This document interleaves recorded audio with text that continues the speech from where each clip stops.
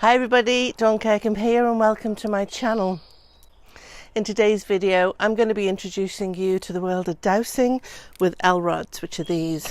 Now I do have a video on basic pendulum dowsing which you can also check out, and I'll link that in the description below.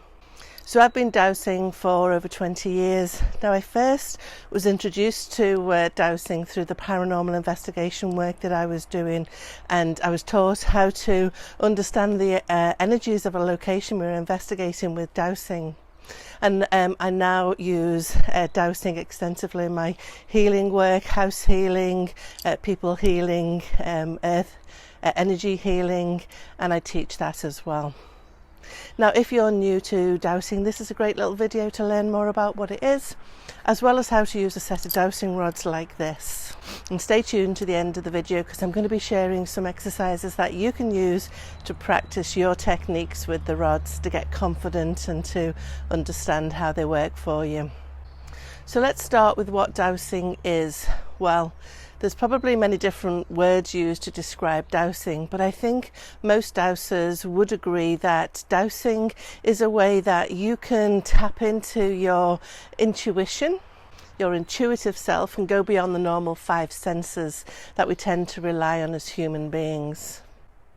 Now, if you believe that there is a collective consciousness, and it does exist, where all that has been thought, is being thought, and will be thought kind of hangs out, then you're well on the way to understanding how dowsing actually works. Because dowsing is a bridge to that information. I believe that we're accessing that information already. But some people might be more sensitive to subtle energy and can feel it and interpret it already, and maybe they don't need a tool like this to help them. And for some, well, they're pretty much unaware of this information that's coming to us and how it's being received.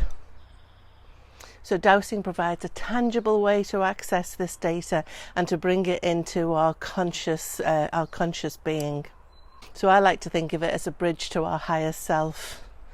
It really is our higher self manifested in the physical world, and it's translated into something that we can see and we can understand.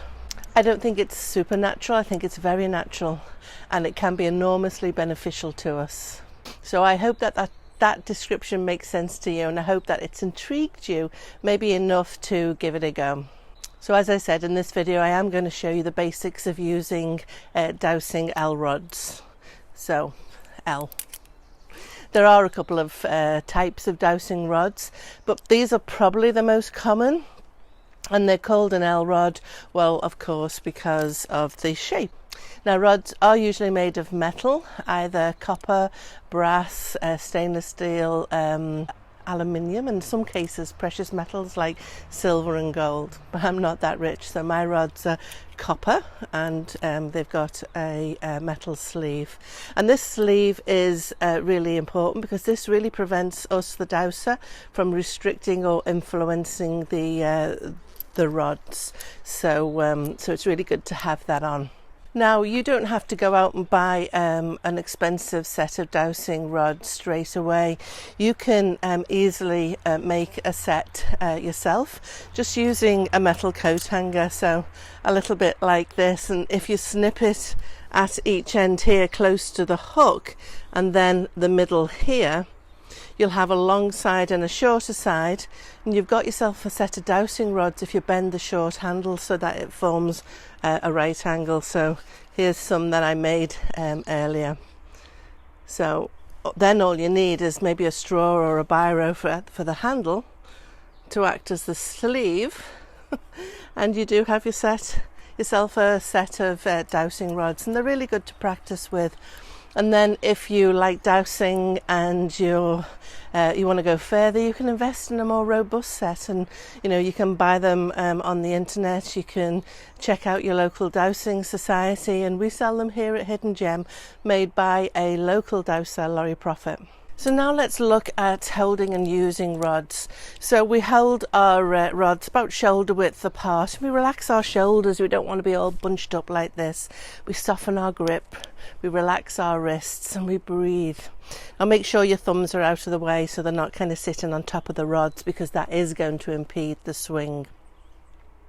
So hold the rods straight. You want to make sure that they're not down or up. They've got to be kind of perpendicular to your body. Now, if the rods start to swing around like this, that's okay.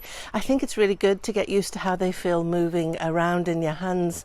And if they're not swinging, then, you make them swing, move them around. Feel how they move in your hand. Now, when you've done that, drop them down and kind of bring them back up, ready to work. Resume the position. Now, if the rods are still swinging, ask the rods to centre, and what you want them to do is to come back into this kind of ready to work position. Sometimes I found that rods can be a bit unruly, and you have to take charge a little bit. You have to be a little bit assertive with your rods. Now you're going to ask your rods to show you a yes. So most rods cross together, but some will push out, and it doesn't really matter as long as you know and understand what the movement is. So show me a yes. So I've got the rods crossing there. It's definitive. I know that's a yes. It might look a little bit different for you, but as long as you know, that's fine. Now you're going to ask for a no response, and so you can see that they're coming out here. It's different than the yes. Now, if you're not getting any movement, really don't worry about that. Just breathe, relax, and try again. And keep practicing until you find your yes and your no movement. Don't get frustrated, because that really will impede the dowsing process. Maybe try hydrating yourself by drinking some water. Take a break and try again later.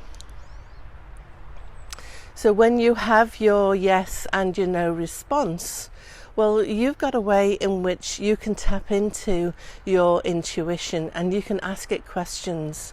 You can play around with it so that you get used to and build your confidence up with the rods by asking questions and seeing your rods respond. So I'd start with asking some questions that you know the answer to.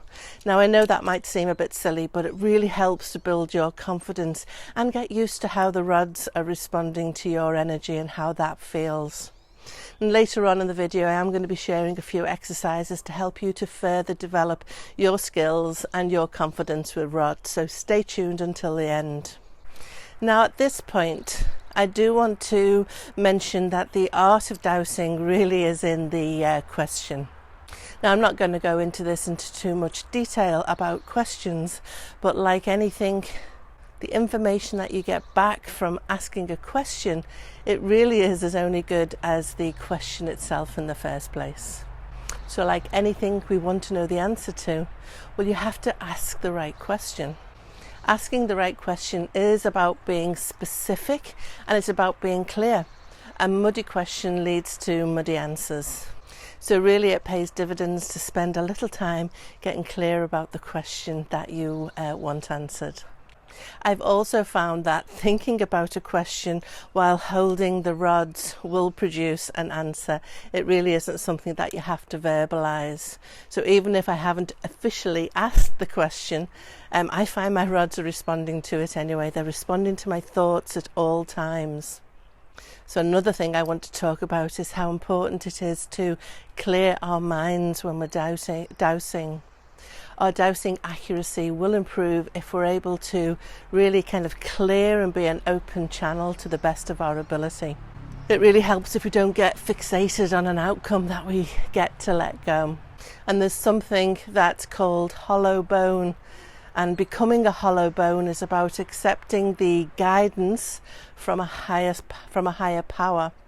It's a way to shift our consciousness and to become an empty vessel for our higher self to work through us. And so that's the state that we want to get in when we're dowsing. We move our ego, we put our rational mind out of the way, and we become clear. And this is really what we need for dowsing. Now we get to engage our rational mind through the asking of the question, But once we've done that, we've got to be open to receive the answer. We've got to push that rational mind aside, whether that's with rods or pendulum or just intuition.